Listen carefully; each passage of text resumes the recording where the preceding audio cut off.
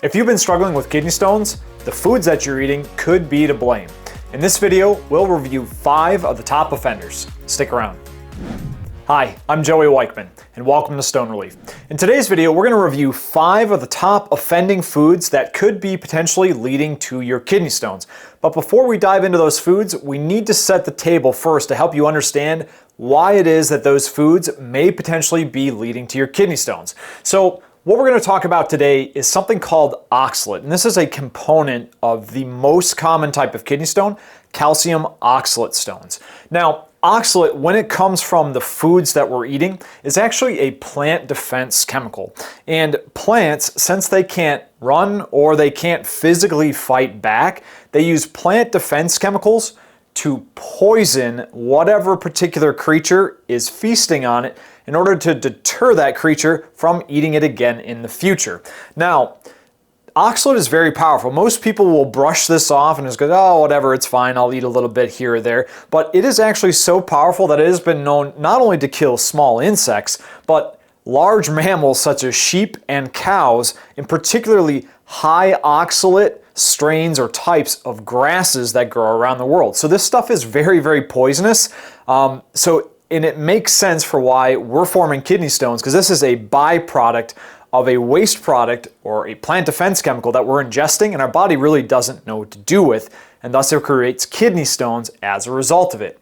So toxicity is going to vary by the type of food that you're eating. And what I mean by that is this. So leaves and seeds, so if you're thinking about like spinach leaves or kale leaves and things along those lines, and also the seeds are very, very highly protected. The leaves are what plants use to capture sunlight, to be able to turn it into energy. It's how they survive and feed themselves. And then the seeds themselves are the babies of the plants, and they don't want these necessarily chewed on or eaten just as a whole, because that is what fosters the future generation of that plant. So these are going to be higher in oxalate. Now, on the more moderate side of things like tubers that you think about potatoes, sweet potatoes, roots and things along those lines, carrots, things that grow in the ground, along with herbs as well, are going to be relatively moderate in oxalate. Still doesn't mean that we should be eating them, but they're lower than some of the higher type of things that we'll talk about later. And then lastly, fruits. Everybody typically confuses, lots of plants contain oxalates. All plants contain oxalates, but there are some that are lower, and fruits in particular are lower. And this makes sense because typically plants want that creature to eat specific parts of that in order to be able to, again, propagate future generations. And with fruit, especially ripe fruit, oxalate is very low. And again, this makes sense evolutionarily, because we would have consumed this fruit, and then the seeds would have ended up in our poop, which we would have then deposited somewhere to be able to allow this plant to grow. So it makes sense that fruits are generally lower in oxalate, and we'll see that in a second here. But by and large, leaves and the things that we typically associate with plants and vegetable matter that we eat on a regular basis as humans, these are generally high in oxalate, and this is why kidney stones are on the rise. The other piece of this puzzle as well is, curiously enough, we can actually create oxalate in our bodies. Now, this is a process that is occurring in the liver, and in particular, there is a condition called primary hyperoxaluria type 1, abbreviated PH1 down here. But this is a condition where people's livers create up to 600 milligrams of oxalate every single day. However, there's a missing piece here. Just as well, there's a missing piece with the testosterone as far as testosterone's impact on increasing oxalate production in the liver. This does not make sense evolutionarily, and there's something missing in the research that we don't quite fully understand yet, but this in itself is very rare. Primary hyperoxaluria type 1 is less than 1% of the population present. So this is very, very rare. Testosterone will play an issue if you're a man, but for the most part, I'd say safely 95% of people who are dealing with calcium oxalate kidney stones, it is due to the food that they're eating and the oxalate or the plant defense chemical that they are consuming with those foods. So now that you know what oxalate is as a baseline, let's talk about some of the things that are problematic about consuming oxalate outside of kidney stones, which we'll get to. So Oxalate, little known issue, can actually cause thyroid problems, and there's also a thyroid problem that can be linked to kidney stones, and there's the link between the two is not accidental. There's a reason for this. And a lot of the thyroid issues that people have, it's interesting, when they do biopsies of people's thyroids, they actually find calcium oxalate crystals in the thyroid, which not only we can disrupt our kidneys with kidney stones, but is also causing thyroid, which is then hormonal issues throughout our body. Additionally, inflammation and tissue damage can occur when you consume high loads of oxalate. These crystals can end up in bones and other tissues throughout your body, and they wreak havoc because they are a waste product and they are toxic. Also, oxalate can bind to heavy metals, which makes it more difficult for those heavy metals to be able to get expelled from your body through your waste or through your urine. This is a big time problem. Decreased immunity. Oxalate, again, since we're processing a waste product, is really hampering our body's ability to heal and actually fight off any kind of infection or virus that we might be fighting because we're trying to deal with getting rid of oxalate. This is a big deal. Anemia. Oxalate, a high oxalate count can actually decrease the level of red blood cells that you have floating around your body. This is a problem.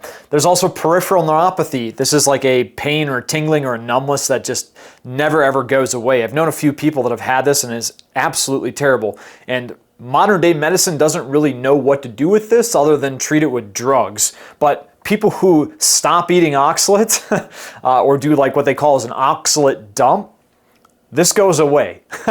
As crazy as that sounds. And then lastly, it's kidney stones. As we're aware, this is a big time problem. It's probably why you're viewing this today. Another thing I wanted to remind people about when it comes to oxalate is that oxalate is cumulative. And what I mean by that is it does not flush out of your body on a daily basis. It takes multiple days, weeks for you to process what you've eaten and then pass it through your system as waste. So the intake that you have of oxalates is not equal to the output, and that's what I mean by cumulative.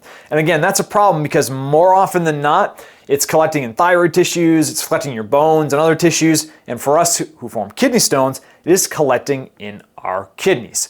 So, hope that makes sense. Re-solidifies some things for you about why oxalates and high oxalate foods are bad. And let's go talk about some of the 5 foods that are the highest offenders. Just a reminder, this information is available in written form on our website. Find the link below in the description. All right, now we're to the part that you probably clicked on this video to watch. We're going to talk about the 5 foods that are the highest offenders when it comes to oxalate content. Now, this is in no particular order, and I also want to indicate to here that the oxalate content that is indicated in milligrams is indicative of a 1/4 cup serving unless otherwise noted.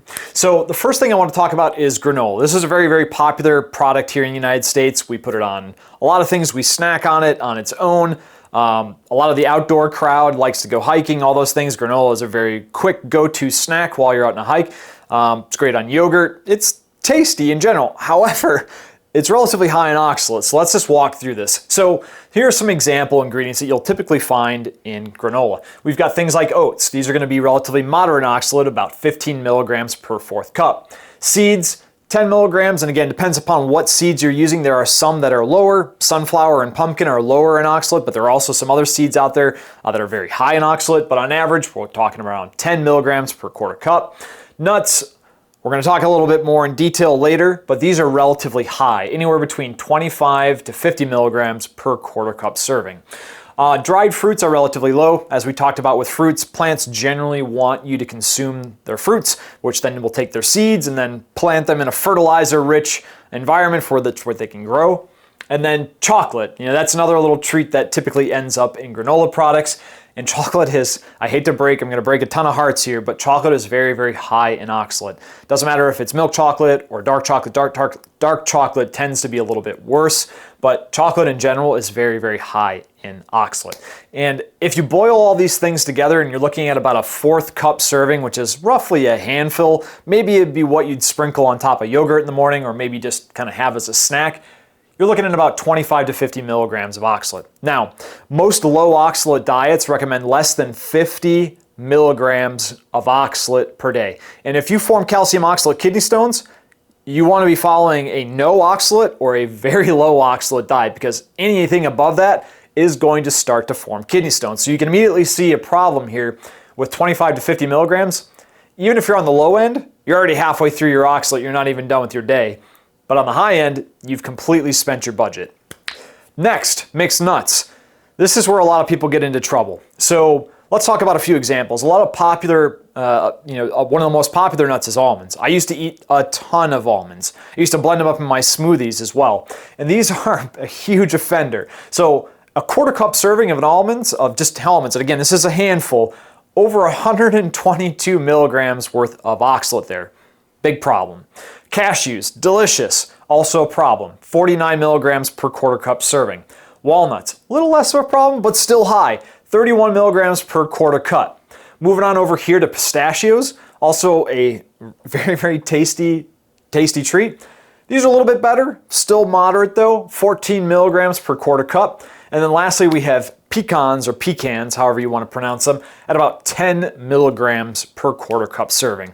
And if you were just to have a mixed nut medley, if you will, a quarter cup serving, you're going to be probably around 50 milligrams, but it could be higher than that, which again, if you're trying to follow a low or no oxalate diet, this is immediately problematic.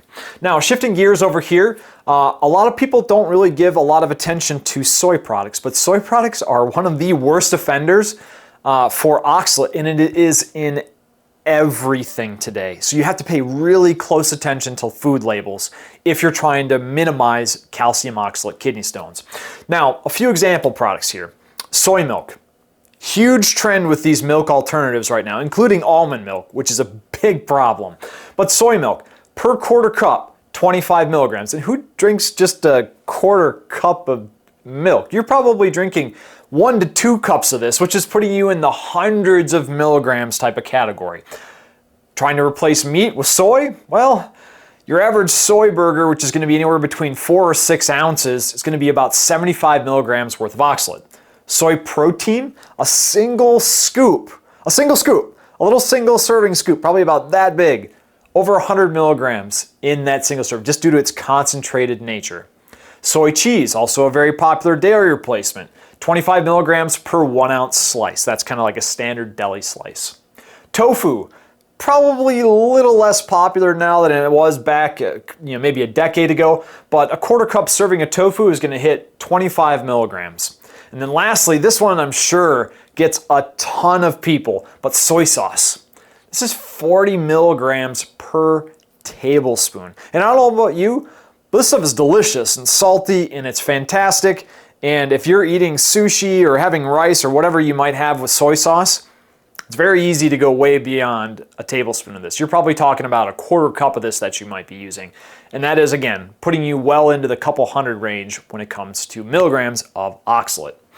Beans, another really great example. These are very prevalent as side dishes, used a lot in Southern cooking. It's everywhere. Again, Hispanic cuisines, they're in their burritos. If you go to a barbecue place, you're getting it as a side. They are literally everywhere, but they're problematic because they're very high in oxalate. So navy beans are 76 milligrams per quarter cup. Black beans, 72 milligrams per quarter cup. Kidney beans are a little bit better, 10 milligrams per quarter cup. And pinto beans are about 20 milligrams per quarter cup. But again, quarter cup. Most of you out there are probably not eating a quarter cup of these things. We're talking probably a half cup to over a cup of beans when you have an adult-sized serving. So as you can see here, again, we're in the neighborhood of a couple hundred milligrams of oxalate in a normal adult-sized serving. And then lastly, again, I'm going to break a bunch of hearts here, but potatoes. We consume a lot of potatoes here in the United States, whether it be in the form of mashed potatoes, chips, or French fries, or however else you want to consume it. Potatoes are problematic. So a quarter cup serving of mashed potatoes is going to hit you with 30 milligrams of oxalate. Chips, potato chips, just general potato chips, eat about 6 to 10 of them, it's going to get about 20 milligrams of oxalate. And then French fries for a little quarter cup serving, 25 milligrams. But again, a little quarter cup serving of French fries is nothing. A quarter cup of mashed potatoes, nothing. 6 to 10 potato chips, nothing. Like, we're eating much, much more than this. And That is where this problem is stemming from. So I hope that this helps. These are some of the top 5 offending foods that we have out there. We're certainly going to continue this series in the future and cover other foods. But if you're suffering from calcium oxalate kidney stones, cut some of these things out and you will dramatically slow down the speed at which your kidney stones form. But if you cut them out all together completely, you could even completely prevent calcium oxalate kidney stones. If you'd like to join a community of men seeking to avoid surgery and prevent their kidney stones naturally, visit our website. See you in the next video.